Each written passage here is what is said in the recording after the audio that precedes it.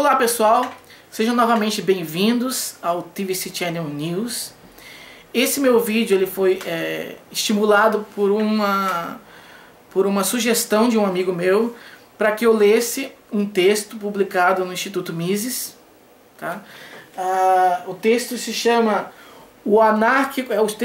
O título do texto é uma afirmação que ele vai defender naquele texto. Tá? O anárquico Velho Oeste não era nada selvagem. Quem escreveu isso foi um cara chamado Peter J. Hill. Certo? Ele vai discorrer no texto, falando que essa visão que a gente tem do Billy the Kid, dos filmes do Clint Eastwood, John Wayne, enfim, são visões estereotipadas e que não condizem com a realidade histórica. E que as pessoas naquela época eram mais civilizadas, o índice de criminalidade era menos evidente, menos expressivo do que hoje em dia. E que ele até reconhece que podia ter um outro crime, um outro assassinato, mas em geral era tudo fofoca, era tudo distorção da realidade, enfim. O problema desse texto é claro, e eu já falei sobre isso num vídeo anterior. Sempre que a gente vai ler alguma coisa, sempre que a gente vai assistir os vídeos, inclusive os meus vídeos, não acredite de imediato. Não acredite de imediato. Duvide, seja cético. E como que você exerce o seu ceticismo diante de qualquer informação? Exigindo provas, exigindo evidências daquilo que está sendo dito. Então, quando você vai ler um texto desse aqui, e eu vi que um monte de gente compartilhou, ele já é meio antigo, ele já é de 2011, mas tem vários curtis, muitas pessoas curtiram e compartilharam, e não vi nenhuma crítica a esse ali, pelo menos que esteja no site, né? Então, assim, no entanto, o texto não tem referência nenhuma, não tem nada lá embaixo. Ele acaba o texto e acabou, como se você estivesse criando uma carta para um amigo seu, tá? Que você daí não tem mesmo objetivo nenhum de fundamentar, só que aqui ele está fazendo uma afirmação clara de que tudo que a gente sabe sobre o Velho Oeste e tal não faz sentido, é tudo uma invenção do cinema, é uma invenção da literatura, enfim. Na realidade, essas pessoas eram bem pacíficas, eram bem honestas, roubavam pouco, matavam pouco, enfim. E cadê a fonte disso? No texto ele até coloca duas pessoas, ele cita dois indivíduos. Eu fui atrás de alguma informação sobre essas pessoas para tentar ver se eles tinham alguma publicação, em alguma revista de sociologia, de psicologia, de filosofia, alguma coisa, né, que pudesse sustentar aquilo ali. Não achei.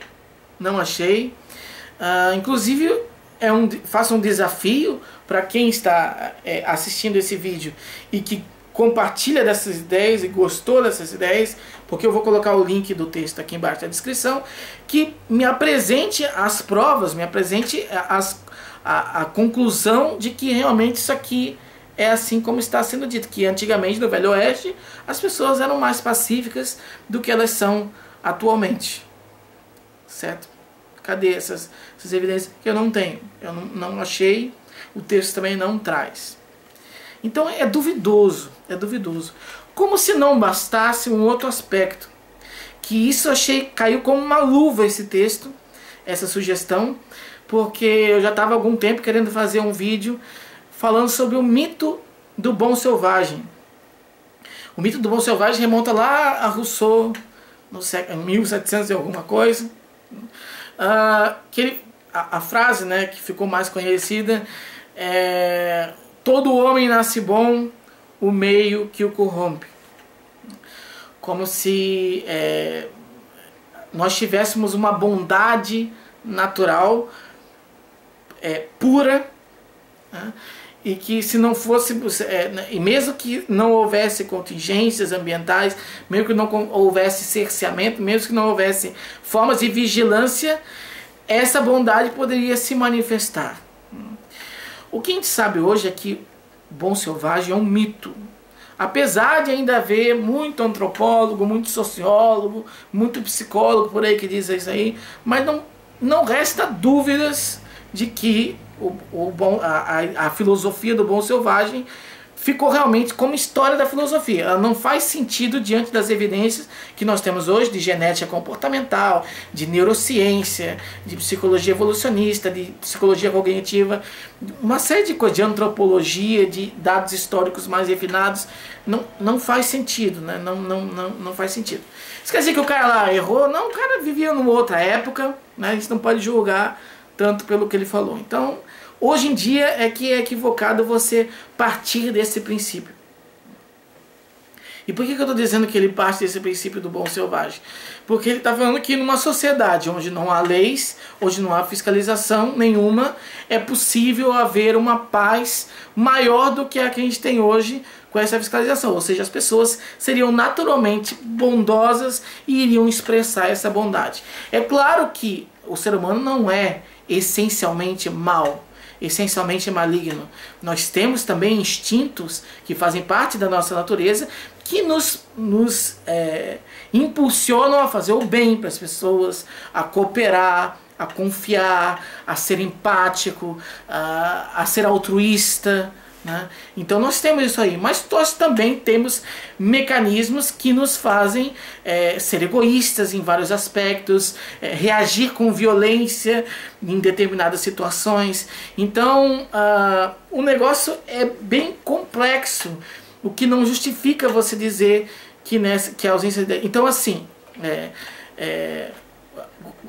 fora essa questão do bom selvagem, né? O que a gente tem de dados, e esses são dados científicos mesmo, tá? Já vinham sendo publicados tanto em revistas de antropologia quanto de psicologia, enfim, que é a questão da guerra antes da civilização, né? Os gráficos que demonstram que em sociedades pré-estatais, quando não havia um Estado, ou então quando o Estado é fraco ou pouco eficiente, o nível de violência, o índice de criminalidade, de violência desses lugares é bastante significativo, é muito alto. Então você morre mais cedo, a possibilidade de você morrer em decorrência de algum ato violento, seja de um latrocínio, ou mesmo um assassinato, ou se você sofrer violências que não geram necessariamente a morte e tal, é muito maior. Quem disse isso? Lawrence Keeley. Procurem sobre ele na internet, você vai ver que ele tem tanto livros quanto publicações em revistas científicas. O Michael Eisner também é um psiquiatra e que ele também investigou essa questão, que quando o Estado é fraco, a violência aumenta. Essa briga também foi endossada porque ela foi comprada pelo talvez o maior psicólogo evolucionista que nós temos hoje, né? É uma pessoa extremamente respeitada, não pelos livros que lançou, porque ele lançou livros bastante reconhecidos, mas pela produção científica mesmo, né? Com a revista Alto Fator de Impacto. Foi professor e coordenador do MIT em Neurociência Cognitiva, é professor atualmente de Psicologia na Universidade de Harvard, que é o Steven Pinker.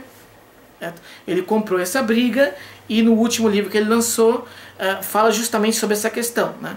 A violência ela está diminuindo na população, não aumentando como algumas pessoas pensam, ela está diminuindo, e essa diminuição da violência tem a ver com o fortalecimento do Estado.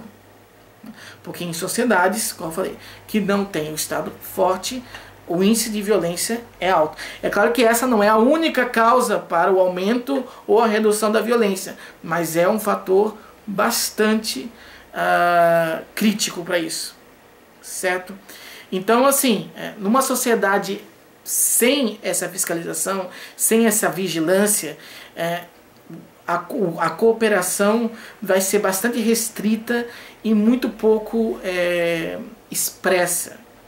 Então, mesmo nós não vivendo numa sociedade ideal, nós vivemos numa sociedade com toda certeza muito melhor do que o Velho Oeste lá com Billy the Kid matando todo mundo, né, e outras pessoas, né, onde a justiça era definida na base do revólver, né, na base de a pessoa ser mais rápida ou ser mais hábil no uso desses instrumentos que causam a morte, né? Porque a punição era bem difícil de ser aplicada, porque primeiro era difícil você pegar essa pessoa, né?